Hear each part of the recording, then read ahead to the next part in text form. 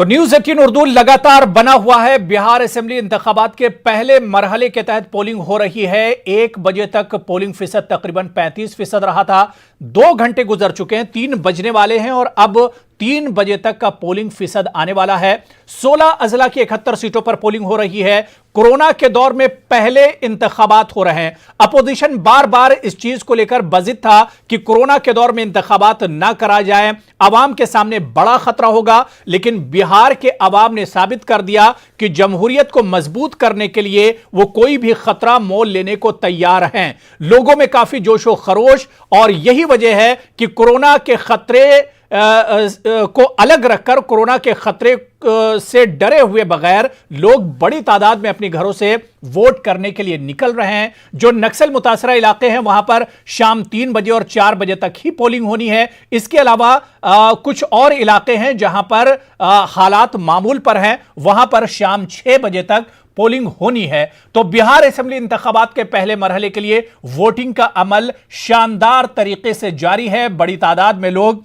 अपने घरों से निकल रहे हैं और जमहूरियत के इस जश्न में शामिल हो रहे हैं। बेरोजगारी, इसके अलावा तालीम, सेहत, ये बड़े इश्यूज हैं जिन पर बिहार का चुनाव हो रहा है। बिहार का एक बड़ा मसला, हर साल जो सैलाब आता है उसे लेकर भी लोग आज वोट करने के लिए निकल रहे हैं। क्या बिहार के जो मसाइल हैं, जो देरीना मसाइल हैं, जो परेशानियां हैं, क्या इस चुनाव में जो वादे किए गए हैं उम्मीदवारों के जरिए, मुख्तलिफ जमातों के जरिए, क्या उस पर अब काम होगा? तौकीर आलम साहब आरजेडी लीडर हैं, लगातार हमारे साथ जुड़े हुए हैं। तौकीर आलम साहब, सवाल फिर यहीं पर उठता है कि बिहार के जो मसाइल हैं वो हल कब होंगे? क्या जो नई सरकार आएगी, जो सरकार अब फिर से 2020 में बनेगी, क्या वो सरकार जिसने बड़े बड़े दावे और वादे किए हैं जिन उम्मीदवारों ने, क्या वाकई में एक नया बिहार अब यहां से देखने को मिलेगा इस चुनाव के बाद? बिल्कुल, हमारे साथी तेजस्वी यादव ने चुनाव से 1 माह पहले इस बात को पूरे जनता के आवाम के बीच रखा कि 10 लाख युवाओं को नौकरी दूंगा, युवाओं को रोजगार दूंगा, शिक्षकों को समान काम के बदले समान वेतन दूंगा, महिलाओं की सुरक्षा रखूंगा, जीविका दीदियों, आंगनबाड़ी, आशा कार्यकर्ताओं, सेविकाओं का मानदेय को बढ़ोतरी की राह में उनका काम करूंगा, किसानों की कर्ज माफी में सहयोग करूंगा, नौकरी के लिए निःशुल्क फॉर्म भरने का काम करूंगा और उन्हें आने जाने का जो भत्ता है जिला स्तरीय, मैं उन्हें भत्ता किराया भी दूंगा। वृद्धा पेंशन में 400 से 1000 तक करने की बात कही है। बिजली दरों में कमी करने की भी बात कही है। और सबसे महत्वपूर्ण बात, तमाम वादे और दावे तो दवाई पार्टियां और दूसरे उम्मीदवार भी कर रहे हैं। करना हमारी सरकार का पहली प्राथमिकता होगी। नीतीश कुमार जी भी यही कह रहे हैं कि अगर दोबारा से सरकार आती है, जो काम मुकम्मल नहीं हुए वो काम किए जाएंगे।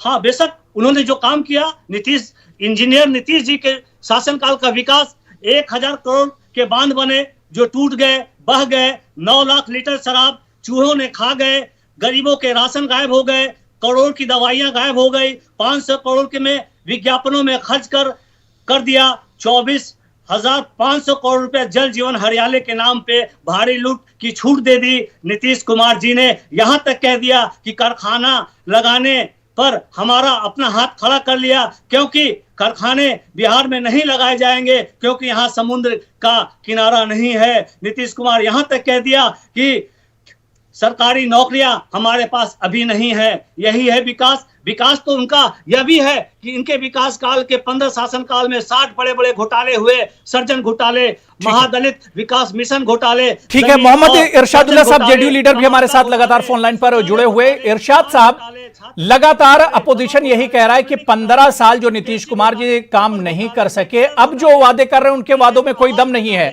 अब जो बातें नीतीश कुमार जी कह रहे हैं कि आगे अगर सरकार आती तो काम करेंगे, उनके वादों पर भरोसा कैसे किया जाए? नेता नीतीश कुमार जी ने सिर्फ काम ही किया है, अब वो काम के अलावा कुछ नहीं जानते हैं। और इसके पहले के 15 साल पहले के नेता सिर्फ भ्रष्टाचार किया, किडनैपिंग की सरकार थी, आतंक राज था, बिहार के बच्चे बच्चे डरे हुए घबराए हुए थे। आज बिहार में एक अमन चैन शांति है, विकसित राज्य है। यहाँ जो है सो शिक्षा दी जा रही है बच्चों को, और खास तौर से बच्चों के मनोबल बढ़ाने के लिए कोई ऐसा काम नहीं है जो हमारे नेता नीतीश कुमार जी नहीं कर रहे हैं, चाहे हेल्थ का हो, शिक्षा हो। ये मैं आपको बतला दूं कि जो खुशफहमी के शिकार हो रहे हैं आरजेडी के लोग, मैं कह रहा हूं कि आज 2/3 मेजोरिटी की सरकार एनडीए की बनने जा रही है और हमारे नेता नीतीश कुमार फिर से मुख्यमंत्री बिहार के बनने जा रहे हैं। और इनके अलावा मैं एक मैसेज देना चाह रहा हूं कि इनके अलावा कोई भी अभी भी ऐसा नहीं है कि बिहार की नैया को पार लगा सके और बिहार में अमन चैन शांति दे सके और बिहार की सरकार ढंग से चला सके। ये न तजुर्बेकारों की बस की बात नहीं है बिहार को चलाना। इन लोगों को नीतीश कुमार से राजनीति अभी सीखनी पड़ेगी। इनको जो है सो उनकी सोहबत में रहनी चाहिए और अपना गार्जियन मान करके सियासत सीखनी चाहिए कि स्टेट में कैसे सरकार बनेगी। तौकीर आलम साहब, आपसे जवाब मुझे चाहिए, बहुत छोटा सा जवाब। हाँ, चूंकि उनका कहना ठीक है, लेकिन अब जो जमाना आ गया है, हमारे नीतीश सरकार साहब एक्सपायरी एज में चल रहे हैं, उन्हें तो अब आराम की जरूरत है, चूंकि 70 पार कर चुके हैं और 71 का विधानसभा हो रहा है। तो बिल्कुल जिस तरह से विधानसभा में उनका हरास हो गया, इस तरह से उनको निसंकोच उनको भी आराम गांव में जाकर आराम करना चाहिए और युवाओं को आगे बुलाकर उन्हें ताजपोशी कराने का काम करना चाहिए। जवान होते हैं 60 साल तक पाठा कहलाता है और नीतीश कुमार के जैसा जो विजन, उनकी सोच और उनका जो फिजिकल एक्टिविटी है अच्छे लोगों के पास नहीं होगी और उनको कह रहे हैं थक गए हैं। ठीक है, ये इरशादुल्लाह साहब एक लास्ट सवाल मैं आपसे लूंगा, क्योंकि अभी तक जो पोलिंग परसेंटेज है, जो पोलिंग फीसद है, उससे लग रहा है कि 2015 का पोलिंग 57% जो पोलिंग है उसका रिकॉर्ड टूटेगा, 60 के ऊपर पोलिंग फीसद जा सकती है और माना ऐसा जा रहा है कि अगर पोलिंग बढ़ेगी तो एनडीए का सीधा सीधा नुकसान होगा। ये गलत समझ रहे हैं कि आज ये जो भी पोलिंग हो रहा है विकास के नाम पे पोलिंग हो रहा है। नीतीश कुमार जी ने जो विकास किया है, नीतीश कुमार जी ने जो अमन चैन शांति दी है, नीतीश कुमार जी ने यहाँ की जनता के लिए, चाहे शिक्षा का मामला हो, वो इसके पहले 15 साल पहले चरवाहा विद्यालय खोला जाता था, आज यूनिवर्सिटियां बनाई जा रही है, आज मेडिकल कॉलेजेस खोले जा रहे हैं, आज इंजीनियरिंग कॉलेजेस खोले जा रहे हैं। बिहार में जो ये बदलाव आया है नीतीश कुमार के राज में, आने वाली पीढ़ी नहीं भूलेगी। बिलखुसूस मैं मुसलमानों के लिए कह रहा हूँ कि 2400 करोड़ इन्होंने दिया है, वो रिहायशी स्कूल खोले जा रहे हैं बिहार में, मल्टीपर्पज बिल्डिंगें बनाई जा रही हैं। आज वक्फ बोर्ड जो काम कर रहा है बिहार में वो देखने के लायक है कि वक्फ बोर्ड के जरिए पूरे बिहार में जितना डेवलपमेंट हुआ है, चाहे तलाकशुदाएं हैं, गरीब तलबा है, हर तरह से जो है सो नीतीश कुमार जी ने जो किया है वो आने वाले दिनों में ये सुनहरे हुर्फों में लिखा जाएगा और नीतीश कुमार के राज को। ठीक है, तौकीर जी छोटा सा जवाब, आप कुछ कह रहे थे उसके बाद तौकीर जी एक छोटा सा जवाब, जो बातें इरशाद साहब कह रहे हैं।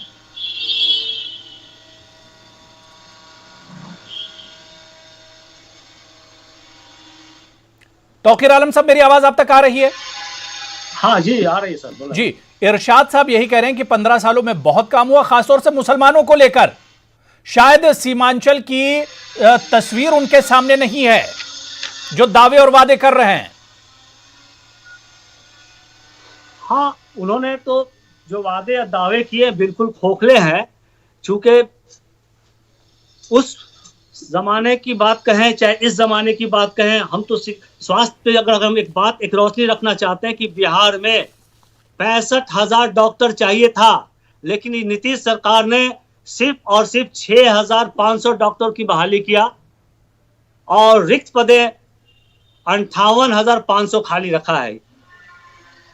नर्सों की बहाली की बात करें तो इन्होंने बिहार में 20,000 एक ग्रेड नर्सों की जरूरत थी, इन्होंने सिर्फ और सिर्फ 4,500 एक ग्रेड नर्स को कार्यरत रखा। बिल्कुल। प्राथमिकता शिक्षा के क्षेत्र में अगर हम चले तो 3 लाख शिक्षा की बहाली इन्होंने रोक रखा है और जिसमें बिल्कुल इल्जाम और जवाबी इल्जाम की तो सियासत होती रही है बिहार में। अब बिहार में काम की जरूरत है। बिहार के लोग, बिहार के अवाम समझ रहे हैं कि उनके लिए जो काम करेगा, जो डेवलपमेंट लेकर आएगा, जो रोजगार लेकर आएगा, जो हेल्थ और तालीम की बात करेगा, उसी के हक में वोट किया जाएगा। बहुत बहुत शुक्रिया तौकीर आलम साहब। इरशादुल्लाह साहब, आपका भी बहुत बहुत शुक्रिया न्यूज़ 18 में जुड़ने के लिए और अपना कीमती वक्त देने के लिए। और यही अपील बार बार न्यूज़ 18 उर्दू बिहार के अवाम से कर रहा है। जहां पर पहले मरहले के चुनाव हो रहे हैं, वहां के अवाम से अपील है कि बहुत थोड़ा वक्त बचा है, आखिरी 2-3 घंटे बचे हैं। अगर अभी तक आप जमहूरियत के जश्न में शामिल नहीं हुए हैं तो अपना हक रायदही का इस्तेमाल कीजिए, जमहूरियत को मजबूत कीजिए, अपना पसंदीदा उम्मीदवार चुनिए और बिहार की जो तरक्की कर सके उसे चुनकर लाइए। कोरोना के इस दौर में जाहिर सी बात है कि बिहार असेंबली इंतखाबात काफी चैलेंजेस से भरे हुए हैं, जिसके हवाले से इलेक्शन कमीशन के जरिए भी हिदायत जारी की गई हैं। लेकिन बांका में एसपी अरविंद कुमार गुप्ता खुद गांव में घूम घूम कर बेदारी मुहिम चला रहे हैं। नियमों का कृपया पालन करें, नियम का पालन करते हुए सभी लोग मतदान करें, मास्क लगाएं। आप दिए दे दिए, वेरी गुड। जो लोग भी आप लोग भी यूथ हो, आप सभी लोगों को अनुरोध कीजिए कि मास्क लगा के मतदान केंद्र पर जाए। देखिए वहां सैनिटाइजर दिया जा रहा है, वहाँ ग्लव्स दिया जा रहा है सरकार की तरफ से। महीने से हम लोग कोविड की समस्या से जूझ रहे हैं और मास्क का इस्तेमाल मैंडेटरी है। इसलिए मेरा ये अनुरोध था, मेरा ये अपील था गाँव वालों से कि कृपया मत दें, निश्चित रूप से दें, लेकिन कृपया मास्क का इस्तेमाल।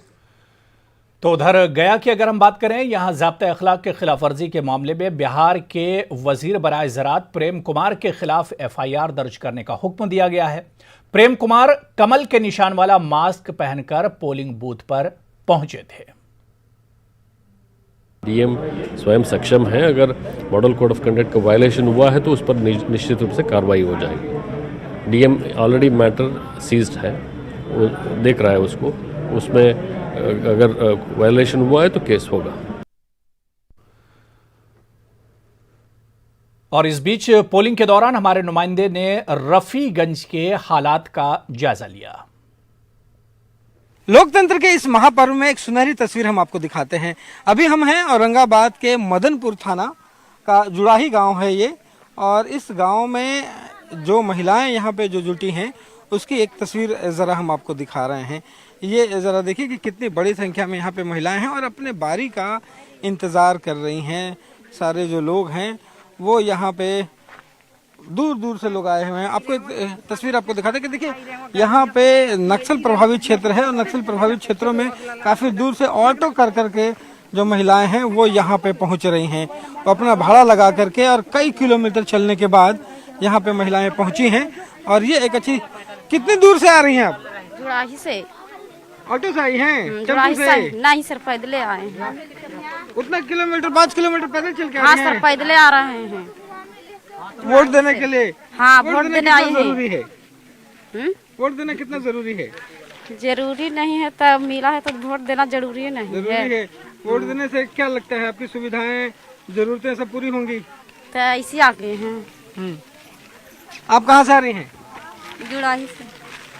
तो देखिए सारी जो महिलाएं हैं वो कई किलोमीटर यहाँ से चल करके आ रही हैं। अब जिनका लंबी कतार है, जो लोग इंतज़ार है, तेज़ धूप है बावजूद यहाँ पे बैठी हुई हैं और अपने बारी का इंतज़ार कर रही है। और ग्रामीण परिवेश में ये तस्वीर बड़ी सुनहरी है। यहाँ पे एक बात है कि यहाँ पे आप अगर देखेंगे कि यहाँ पे अगर सोशल डिस्टेंसिंग की अगर बात करेंगे तो वो थोड़ी सी मुश्किल जरूर होगी, ग्रामीण इलाका है, लेकिन मत देने के लिए इतने बड़े संख्या में लोगों का जुटना एक अच्छी तस्वीर कही जा सकती है। और जो लोग हैं, माता जी क्या सोच के वोट दे रही हैं? कोची सोचो, हम पागल बोरा है। क्या चाहिए? अब हम कोची लेवे कुछ दे थी है ये ना, क्या चाहिए? वोट देने के लिए क्या क्या सोच रहे हैं कि क्या सुरक्षा, क्या क्या चाहिए, क्या मुद्दा क्या है?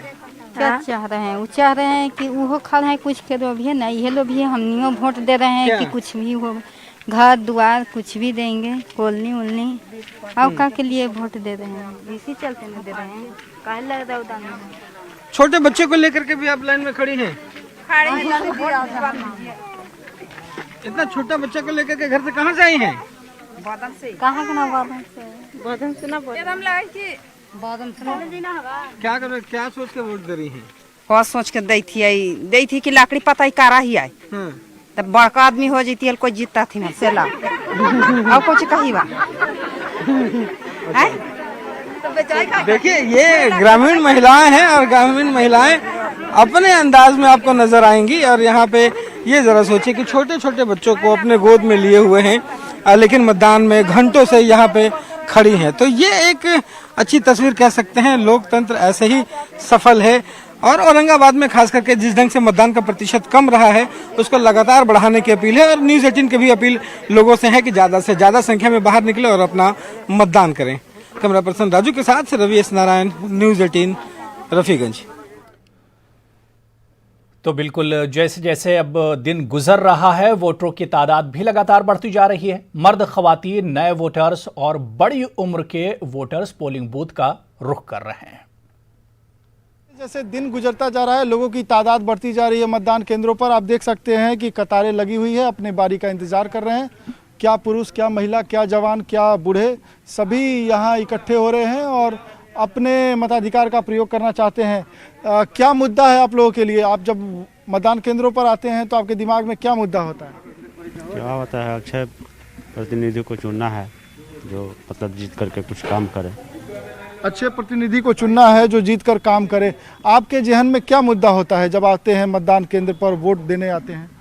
हम लोग विकास में चाहेंगे, हम चाहते हैं कि विकास हो, स्वच्छ मतदान हो और स्वच्छ छवि के माने प्रतिनिधि, यानी कि जो नुमाइंदा हो वह स्वच्छ छवि का हो। तो तमाम मतदाताओं को आपने सुना कि उनके जहन में होती है कि तरक्की हो, खुशहाली हो, तमाम क्षेत्रों में विकास के काम हो और साथ ही साथ जो नुमाइंदा चुना जाए, जिसको वो चुने, वो स्वच्छ छवि का हो। कैमरामैन अजय दुबे के साथ दिवाकर तिवारी, न्यूज़ 18 मोहनिया विधानसभा।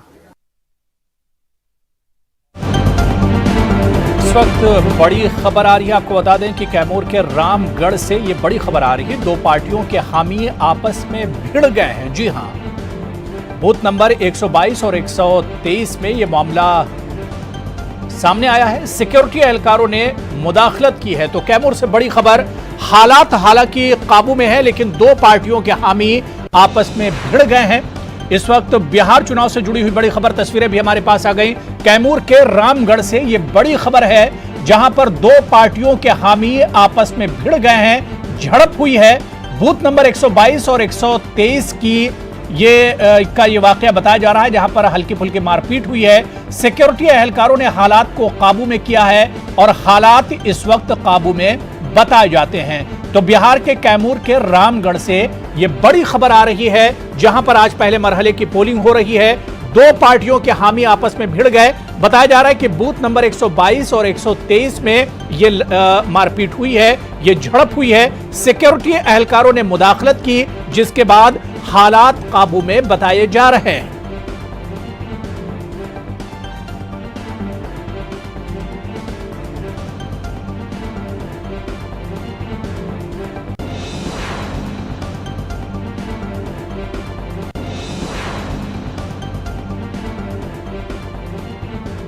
चलिए अब कुछ ऐसे वोटर्स की बात करते हैं जो वोट करने के बाद अपने रोजमर्रा के कामकाज में फिर से जुड़ गए हैं और अपनी मेहनत मजदूरी में लग गए हैं। जमहूरियत के इस जश्न में शामिल हुए और फिर अपने काम में लगे हुए इन लोगों का क्या कुछ कहना है, सुनवाते हैं। भारत कृषि प्रधान देश है और आज लोकतंत्र का सबसे बड़ा दिन जो है वो बिहार के लिए है। बिहार विधानसभा चुनाव के पहले चरण का आज मतदान हो रहा है। शाम 6 बजे तक ये मतदान प्रक्रिया चलेगी, लेकिन आज हम एक ऐसी तस्वीर दिखा रहे हैं जो लोकतंत्र और किसान दोनों को लेकर के है। यहाँ देख सकते हैं कि ये खेत में जो है धान की कटनी हो रही है। महिलाएं जो हैं वो वोट कास्ट करने के बाद, वोट देने के बाद वो अपने कामकाज में जुट गई हैं। चूँकि इन्होंने प्रण लिया था कि सबसे पहले लोकतंत्र का जो अधिकार है उसका हम इस्तेमाल करेंगे, उसके बाद बाकी काम करेंगे। तो यहाँ इन्होंने काम अब करने के लिए खेत में आई हैं। इससे पहले इन्होंने वोट का दिया था। हम बात करते हैं, क्या नाम हुआ आपका?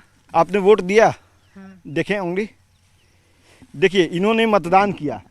कितनी सुखद तस्वीर है ये कि इन्होंने लोकतंत्र के महापर्व में पहले घंटी बजाया, अपने वोट के चोट से अपने लिए बेहतर नेता चुना और उसके बाद ये अपना काम करने आ गई हैं। ये बताइए किन बातों को ध्यान में रख के वोट दिया? विकास चाहिए, क्या चाहिए, किन बातों को ध्यान में रखा है?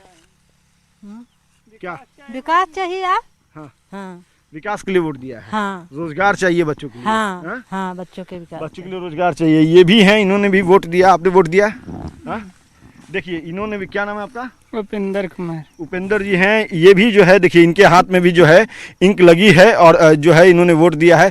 ये बताओ बाबू कि तुम युवा हो, पहले तुमने वोट किया, अब यहाँ पे आकर के खेत में धान काट रहे हो, दो बड़ी काम एक साथ। किस तरह के जनप्रतिनिधि का चयन आपने किया है? क्या चाहते हो? कैसा नेता हो, कैसा विधायक हो? बढ़िया इशार चाहिए। वोट देनी है आप? कितने बजे गई थी मतदान केंद्र पे?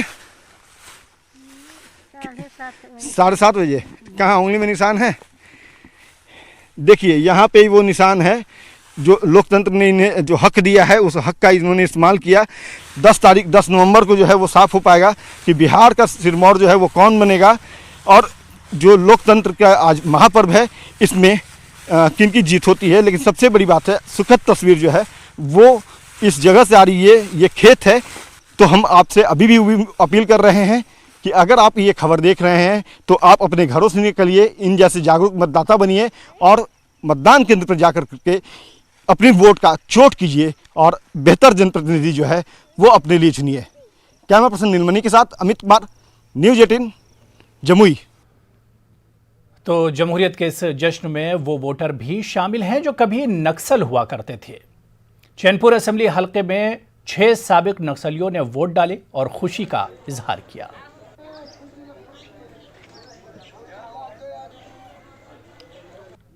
2001 से पहले रही पार्टी में रही।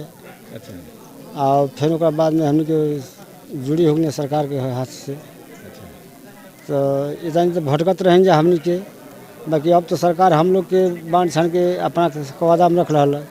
तब तो खेती गृहस्थी हम लोग कर रहे हैं। जन तन में मिलबो कल तो कला कुल सूधे बाटा जगह निकलेंगे जेल से दे धनी जाए। मतलब आज वोट दिए? आज वोट दिए हम लोग। मतलब कितना उत्साह है वोट का? बहुत उत्साह है वोट के।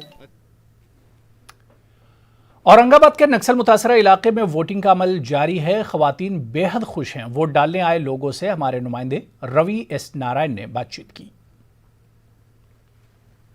पहले चरण का मतदान लगातार जारी है और अभी हम औरंगाबाद के रफीगंज विधानसभा में हैं और आपको बता दें कि जहां पे हम खड़े हैं वो बूथ संख्या 341, 42 और 45 है। लेकिन सामने की तस्वीर जरा देखिए, पहाड़ों के बीच में बसा हुआ ये जगह है जो हाई इंटेंस इलाका कहा जाता है कि कभी नक्सल प्रभावित अति संवेदनशील इलाका है। बावजूद उसके यहाँ पे जो महिलाएं जितनी बड़ी संख्या में निकल करके मतदान करने के लिए आई हैं, ये एक सुखद तस्वीर है और हमारा लोकतंत्र क्यों मजबूत है इन तस्वीरों के जरिए समझा जा सकता है।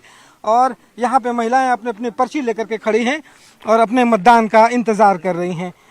यहाँ पे सुरक्षा जो व्यवस्था है वो भी काफ़ी तगड़ी की गई है ताकि किसी भी ढंग से किसी मतदान करने में परेशानी ना हो।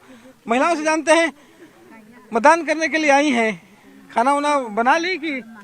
खाना उना खा के, हाँ, बना के खाना खा के सब आए हैं। अच्छा, तो क्या मुद्दे हैं, क्या क्या सोच करके मतदान कर रही हैं? हम सोच रहे हैं हमारा गांव में सुविधा हो। कौन कौन सी सुविधा? सब सुविधा हो, रोड हो, कल हो,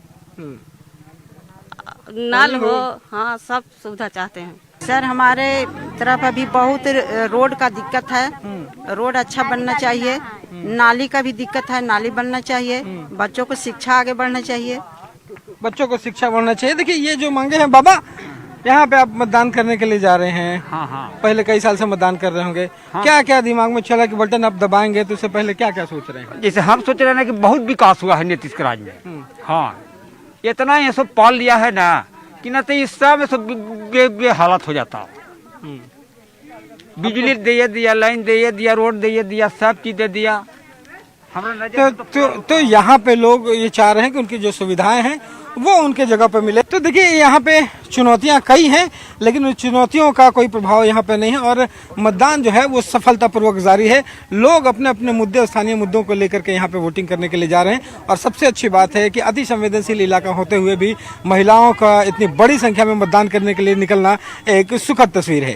कैमरा पर्सन राजू के साथ Ravi S Narayan, news 18 Rafiganj.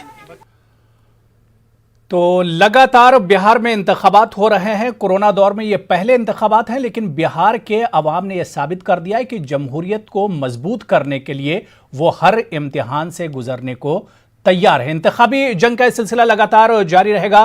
News 18 Urdu भी लगातार अपने बिहार के जो व्यूअर्स हैं उनसे अपील करता है कि इस जमहूरियत के जश्न में बढ़ चढ़कर हिस्सा लें और शामिल हों। फिलहाल छोटा सा ब्रेक, बहुत जल्दी हाजिर होते हैं।